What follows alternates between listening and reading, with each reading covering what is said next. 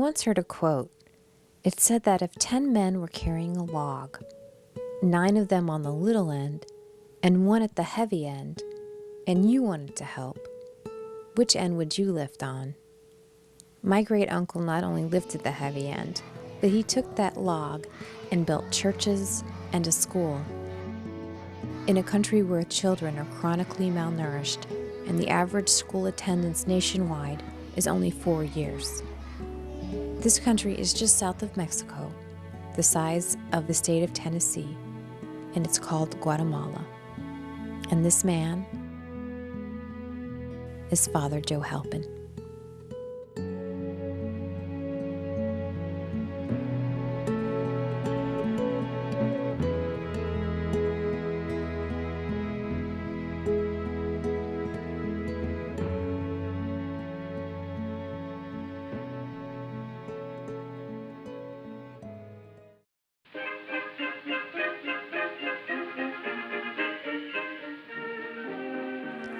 Father Joe was born on September 2nd, 1925, in St. Louis, Missouri, the son of William and Hilda Halpin. He has 1 brother and 2 sisters. Father Joe attended St. Mark's Parochial School in North St. Louis at Page and Academy Avenues. He entered Maryknoll Preparatory Seminary in St. Louis and attended Cathedral Latin High School for 4 years. He then studied at Maryknoll Apostolic College in Clark Summit, Pennsylvania, and at the Maryknoll Seminary in Maryknoll, New York, where he was ordained a priest on June 14, 1952, and assigned to Guatemala, Central America.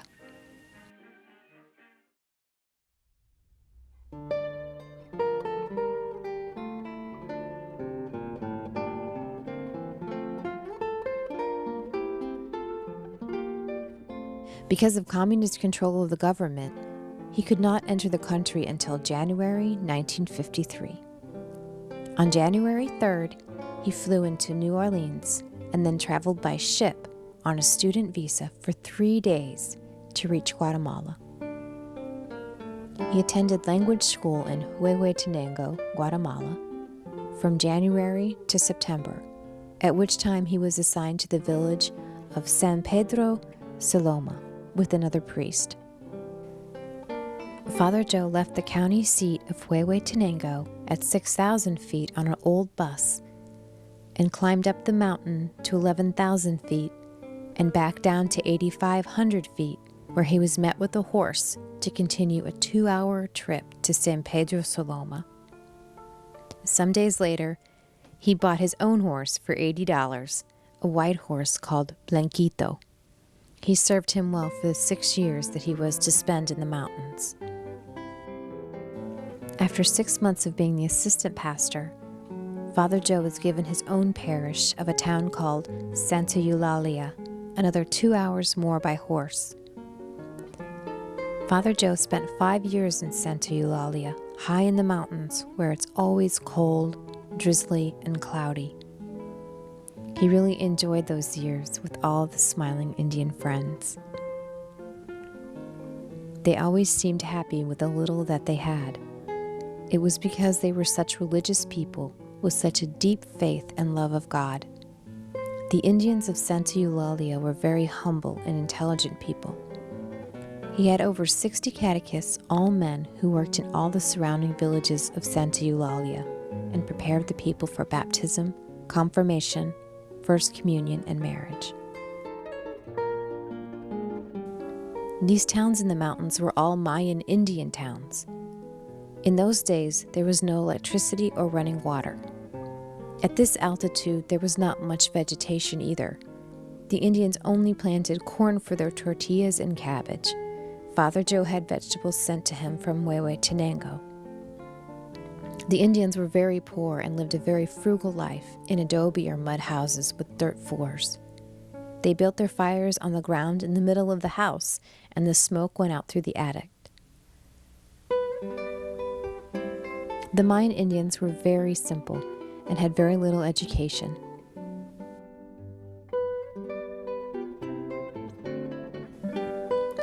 The Indians began walking on Saturdays. Father Joe would spend 3 to 4 hours hearing their confessions. The Indians would then sleep out overnight and go to Mass on Sunday morning to receive communion. There would be about 1,000 receiving communion, and the collection would be as little as $4 US. In November 1958, Father Joe was moved to Santa Cruz Parish, where besides his pastoral duties, he supervised the construction of a rectory and a hospice for his catechists.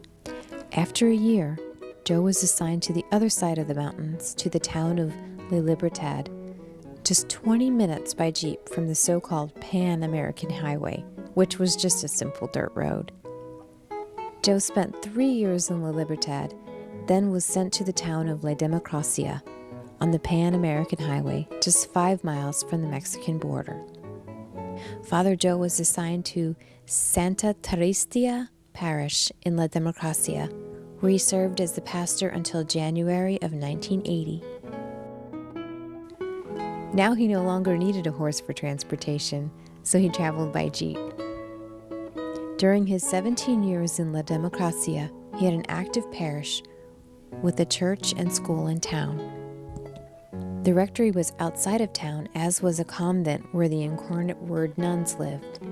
Father Joe built a clinic in front of the rectory and arranged for a public health doctor to see patients there. On the land around the rectory, he also had a soccer field and outdoor basketball court where the children learned those sports. Father Joe was still in the mountains during the Civil War that began in the early 1960s. By that time, some of the roads were good enough for a jeep, and he would sometimes come across armed men with ammunition draped over their chests. "Guerrillas or army?" he would ask. "Whichever you want, Father." He tried to stay neutral and alive. The Civil War in Guatemala would last 36 years until the mid-1990s.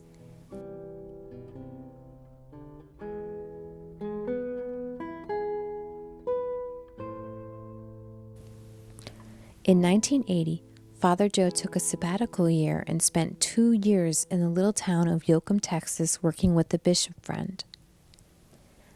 Then one day, Joe received a phone call from Guatemala offering him a parish in Guatemala City. So in October of 1983, Father Joe returned to Guatemala as the pastor of Most Precious Blood Parish in Guatemala City. The parish is located in Zone 18, known as the most dangerous zone in the city, with all of its youth gangs. Fortunately, Father Joe has a special companion, several German Shepherd dogs. The parish is very active, with over 500 people involved in parish activities. They are very special people. Father Joe has built a larger church and rectory and is presently completing the parish school. He opened his school 9 years ago in a small house near the church with pre-kindergarten, kindergarten, and first grade. Each year, another grade was added and classrooms were partitioned off in the parish hall. 4 years ago, he bought some property near the church and started construction of the new parish school.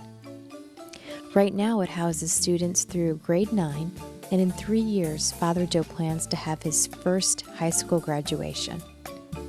He also hopes to complete the 3rd and 4th floors of the building before then. When finished, the school will have 4 stories with 22 classrooms, 12 for grade school and 10 for high school, with a library, computer room, and so forth. Presently, there are over 350 students. Father Joe Halpin's vision is that in 10 to 20 years, these children will change the environment of the neighborhood, be future leaders in the parish, and Most Precious Blood Parish will become a loving and caring community of good Christian families. After 56 years of serving in Guatemala, Father Joe Halpin has left a legacy of building. Every place he's been, he's left something. Though Father Joe understands that his legacy will be more than a church. a hall, a rectory, a school.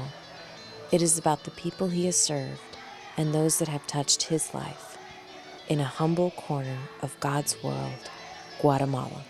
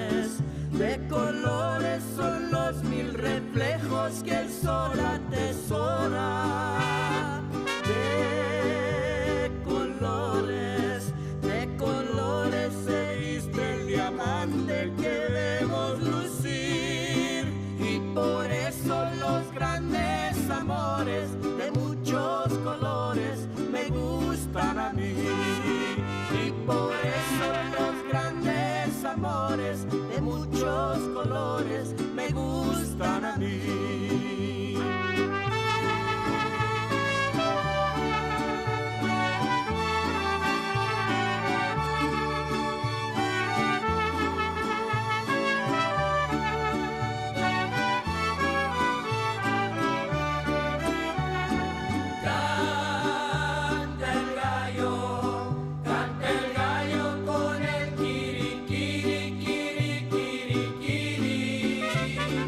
La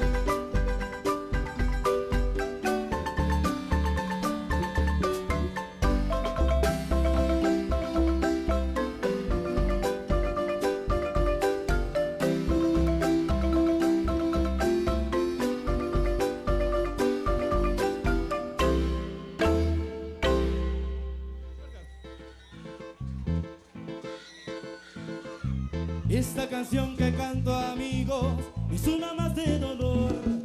Si alguien me ve llorando, amigos, discúlpenme por favor. Mamita, un merengue para ti. Rana.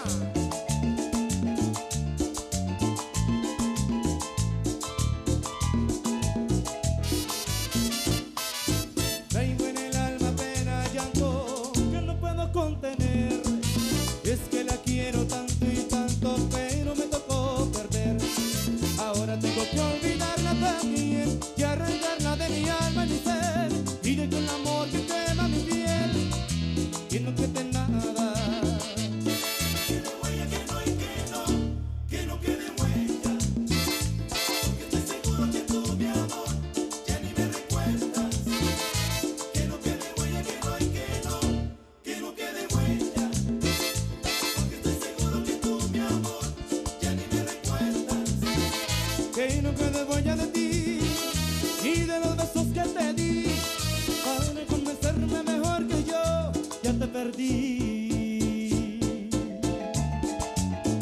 Ay, amor, amor, amor, dímelo.